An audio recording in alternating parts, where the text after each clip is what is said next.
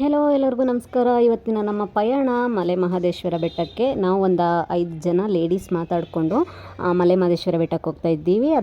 ಅದರದ್ದೇ ವ್ಲಾಗ್ ಮಾಡೋಣ ಅಂತ ಹೇಳಿ. ಆ್ಯಕ್ಚುಲಿ ಫ್ರೀ ಬಸ್ ಬಂದಾಗಿಂದ ನಾವು ಎಲ್ಲೂ ಕೂಡ ಹೋಗಿಲ್ಲ. ಸೊ ಇದೊಂದು ಸಣ್ಣ ಟ್ರಿಪ್ಪು ಮಲೆ ಮಹದೇಶ್ವರ ಬೆಟ್ಟಕ್ಕೆ ಹೋಗಿ ಬರೋಣ ಅಂತ ಹೇಳಿ ನಾವು ಒಂದು 4 ಜನ ಮಾತ್ರ ಹೋಗ್ತಾ ಇದ್ವಿ. 4:30 ಹಂಗೆ ಹೋಗಿ ಫಸ್ಟು ಸ್ವಾಮಿಯವರಿಗೆ ನಮಸ್ಕಾರ ಮಾಡಿಕೊಂಡು, ಅಂದರೆ ಅಲ್ಲಿ ಮುಂದೆ ಗೋಪುರ ಇರುತ್ತಲ್ಲ, ಅಲ್ಲಿ ಗಂಧದ ಕಡ್ಡಿ ಕರ್ಪೂರ ಎಲ್ಲ ಹಚ್ಚಿ ನಮಸ್ಕಾರನ ಮಾಡಿಕೊಂಡು, ಮೇಲ್ಗಡೆ ಬಸಪ್ಪ ಇರುತ್ತಲ್ವ ಅಲ್ಲಿ ಹೋಗಿ ಅಲ್ಲಿ ಕೂಡ ಮಂಗಳಾರತಿ ಎಲ್ಲ ತೊಗೊಂಡು, ತೀರ್ಥ ಪ್ರಸಾದ ಎಲ್ಲ ತೊಗೊಂಡು ನಮಸ್ಕಾರ ಮಾಡಿಕೊಂಡು ಕೆಳಗಡೆ ಬಂದರೆ ಅಲ್ಲಿ ಹುಲಿವಾಹನನ ಮೆರೆಸ್ತಾ ಇದ್ರು. ಸೊ ಅಲ್ಲಿ ಕೂಡ ಸ್ವಾಮಿಯವ್ರು ನಮಸ್ಕಾರ ಮಾಡ್ಕೊಂಡ್ವಿ.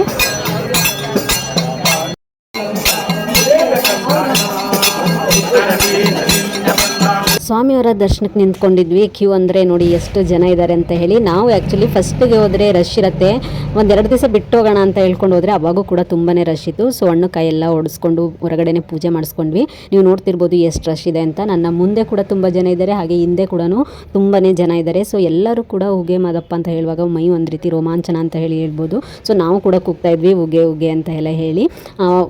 1ನೇ ತಾರೀಕಲ್ಲಿ ಅಲ್ಲಿ ಅಲಂಕಾರ ಎಲ್ಲ ತುಂಬಾ ಚೆನ್ನಾಗಿ ಮಾಡಿದ್ರು. ಸೊ ಅದು ಅಲಂಕಾರ ಎಲ್ಲ ಏನೂ ತೆಗೆದಿರಲಿಲ್ಲ. ಹಾಗೆ ನಾನು ಉಂಡಿಗೆ ಕೂಡ ದುಡ್ಡನ್ನ ಹಾಕಿ ನಮಸ್ಕಾರ ಮಾಡಿಕೊಂಡು ಹಾಗೆ ಹೊರಗಡೆ ಬಂದು ಅಲ್ಲಿ ಸ್ವಲ್ಪ ಹೊತ್ತು ಕೂತು ದೇವರಿಗೆ ಅಪ್ಲಿಕೇಶನ್ ಎಲ್ಲ ಹಾಕಿ ಆ ನಂತರ ನಾವು ಬಂದು ಇಲ್ಲಿ ಗಣೇಶನ ದರ್ಶನ ಕೂಡ ಮಾಡಿದ್ವಿ. ಅಲ್ಲಿಂದ ಸ್ವಲ್ಪ ಮುಂದೆ ಹೋದರೆ ಅಲ್ಲಿ ಬಸವಣ್ಣ ಇದ್ದಾರೆ, ಅವ್ರನ್ನ ಕೂಡ ದರ್ಶನ ಮಾಡ್ಕೊಂಡು ಅಲ್ಲಿ ಮಂಗಳಾರತಿ ಎಲ್ಲ ತೊಗೊಂಡು ಹೊರಗಡೆ ಬಂದ್ವಿ. ಸ್ವಲ್ಪ ಶಾಪಿಂಗ್ ಏನಾದರೂ ಮಾಡೋಣ ಅಂತ ಹೇಳಿ.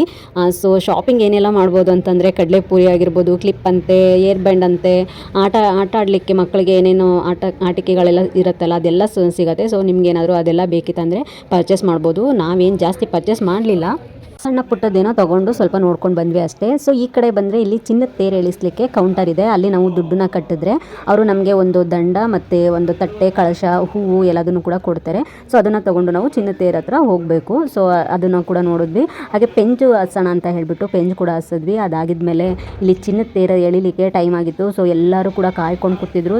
ತೇರು ರೆಡಿ ಆಗ್ತಾ ಇತ್ತು. ಸೊ ಎಷ್ಟು ಜನ ಅಂದರೆ ಅಷ್ಟು ಜನ, ತುಂಬಾ ಅಂದರೆ ತುಂಬ ಜನ ಇದ್ದರು.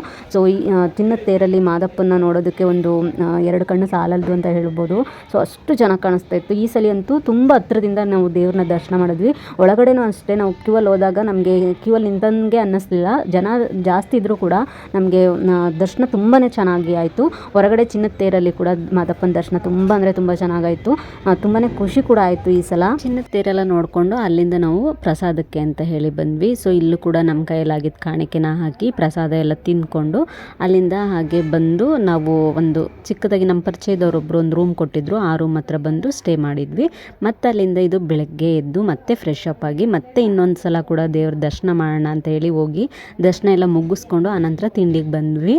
ತಿಂಡಿ ಎಲ್ಲ ಮುಗಿಸ್ಕೊಂಡು ಆನಂತರ ನಾವು ಅಲ್ಲಿಂದ ಹೊರಟಿದ್ದು. ಸೊ ಈ ಸಲ ಅಂತೂ ಮಹದೇಶ್ವರ ಬೆಟ್ಟದಲ್ಲಿ ತುಂಬಾ ಚೆನ್ನಾಗಿ ದರ್ಶನ ಎಲ್ಲ ಆಯಿತು. ತುಂಬಾ ಖುಷಿ ಆಯಿತು ಈ ಸಲ ಅಂತೂ. ಸೊ ದರ್ಶನ ಎಲ್ಲ ಮುಗಿಸ್ಕೊಂಡು ಈಗ ನಾವು ವಾಪಸ್ ಊರಿಗೆ ಹೊರಟಿದ್ದೀವಿ.